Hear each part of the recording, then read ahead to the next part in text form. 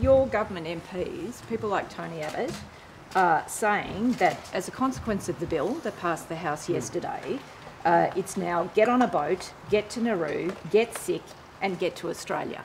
When the law that passed the House yesterday... I'm sorry, that is entirely possible. That is entirely possible. Finish. The law that passed the House yesterday clearly ring fences to the current cohort. So what Mr Abbott is saying is not true. No, I'm sorry. Catherine, you fail to understand that people smugglers don't deal with the nuance of the Canberra bubble. They deal with the psychology of messagings of whether things are stronger or whether things are weaker.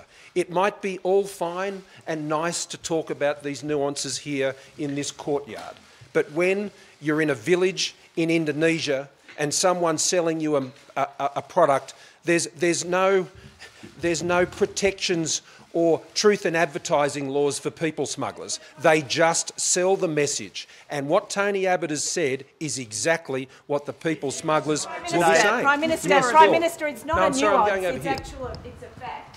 And if I may... It is a nuance which the people smugglers will ignore. And what is true today, Katharine, what is true today is as a result of what happened in the Parliament yesterday and what is happening in the Senate now is our border protection laws are weaker than they were 2 days ago. That's a fact. Thank you, Phil. If the consequences of this bill are as dire as you're saying and require the response you've just outlined, why don't you prevent it getting royal assent? If it's in the national interest to stop these laws going ahead, why don't you use your powers to stop it getting royal assent? Well, I don't believe there is an argument before us to actually advance on that front. Elaborate on that? No. The Prime Minister, further to that, why not